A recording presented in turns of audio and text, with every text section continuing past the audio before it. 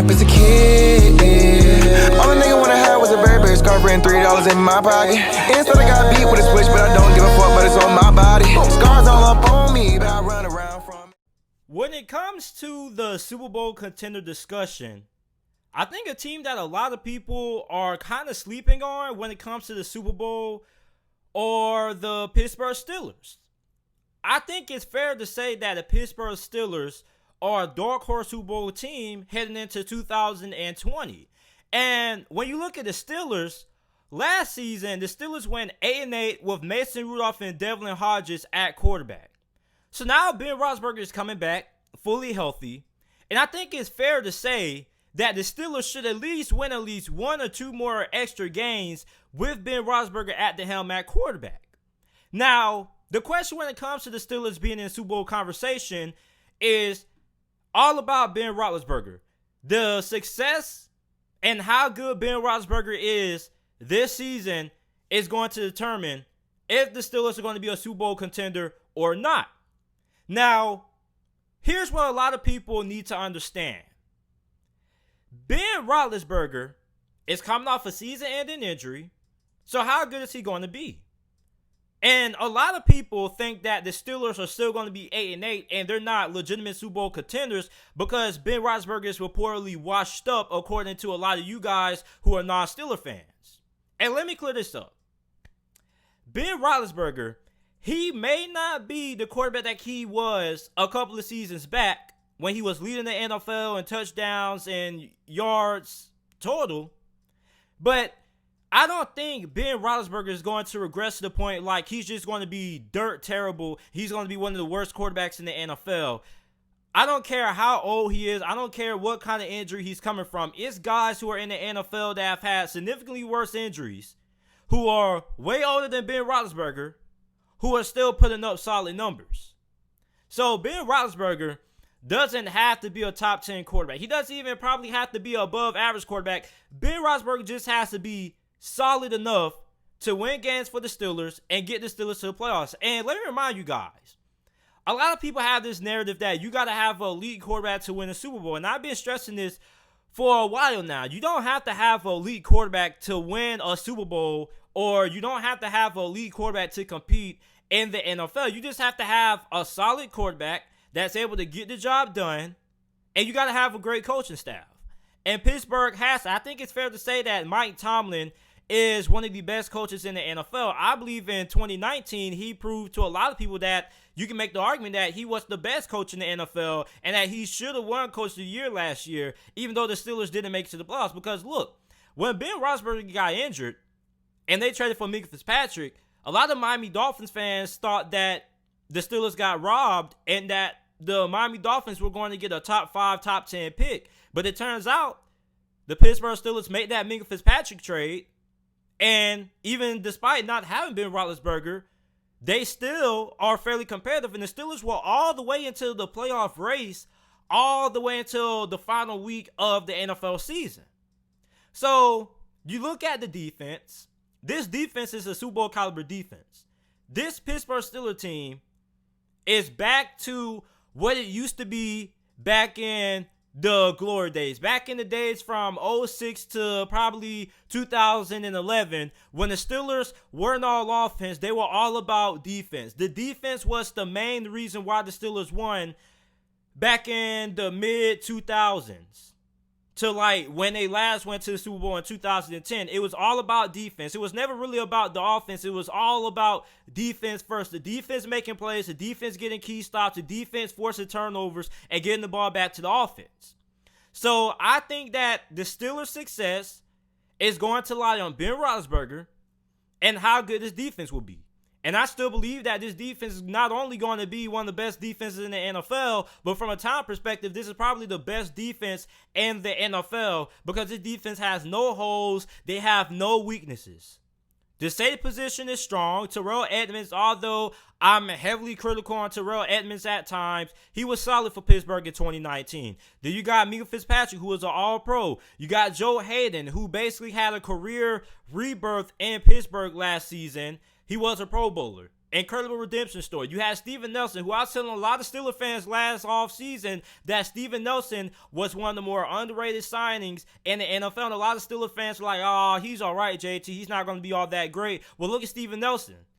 I think he only allowed, one or no touchdowns or something like that. He allowed less yards and less touchdowns than Stephon Gilmore last season. Then you still got one of the best defensive lines in the NFL. You got Cam Hayward. You still got guys like TJ Watt, who is arguably the best defensive player in the NFL from last season, who should have won Defensive Player of the Year last year, but they decided to give it to Stephon Gilmore. Don't know who was in charge of making that decision. But anyway, you got a pretty good group of linebackers led by linebacker Devin Bush, who is one of the best rookies on the defense side of football in 2019. So the defense is still intact.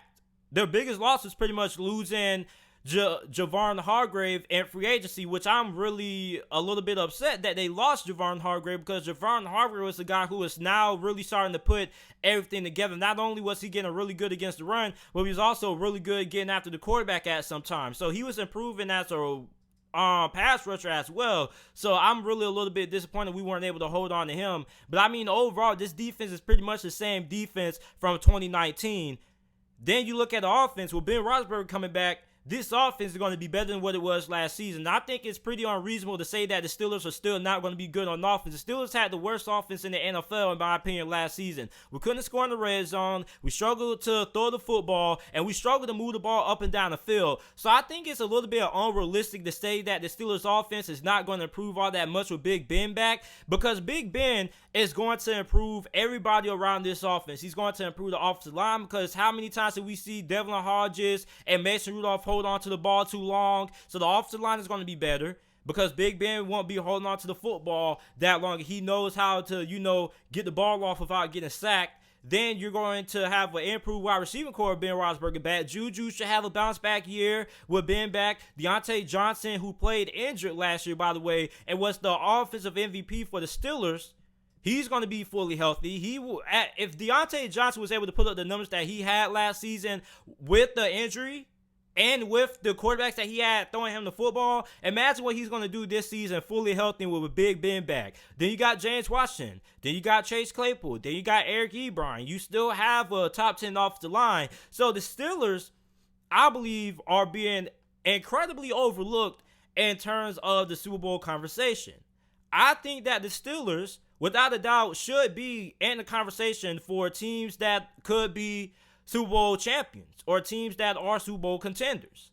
I think that you can't overlook the Pittsburgh Steelers. Like, a lot of people keep throwing out what ifs. What if Big Ben isn't the same quarterback? Or people are just under this assumption that Big Ben is just going to completely poop the bed. And I don't think that's going to happen. I don't think Big Ben is regressing to the point he's just going to become, just dirt garbage.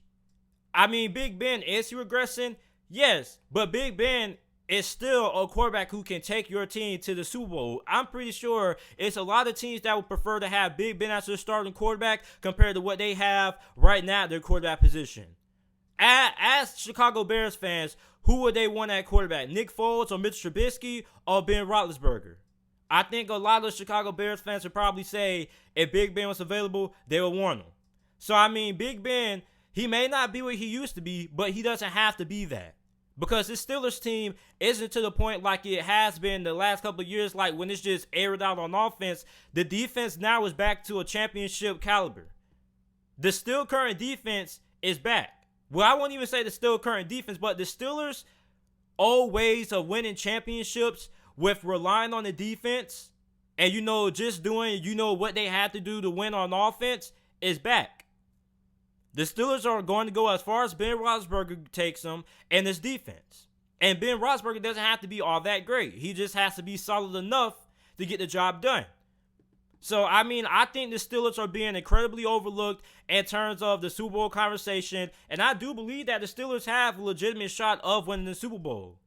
I mean, a lot of people are just quick to give the Baltimore Ravens the AFC North, which I'm not going to argue with. Even me as a Steelers fan, I have to admit that I think it is the Ravens' time. I think the Ravens are going to dominate this division for the next couple of seasons. But that doesn't mean that the Steelers can't make the playoffs. That doesn't mean that the Steelers can't make a run at the Super Bowl. So, I mean, look, the Steelers have to be in that conversation. The Steelers are one of the most talented teams in the AFC North. So, I mean, everybody keeps predicting that Big Ben is going to have this kind of incredible regression, like he's just going to be to the point like he shouldn't be a starting quarterback. I don't think that's going to happen. I still think that Big Ben is good enough that you can win the Super Bowl with him. Look at Peyton Manning. The year Peyton Manning won his Super Bowl with the Denver Broncos was the worst year that he's ever had in the NFL besides his rookie season. I mean, his entire body just broke down. And you want to know why the Denver Broncos won the Super Bowl? Because of their defense. And Peyton Manning just being good enough to get them there. And being able to make the plays needed to win the Super Bowl. But Peyton Manning, the year that he won that Super Bowl with the Denver Broncos, it wasn't nothing incredible. It was actually pretty sad the way his body broke down.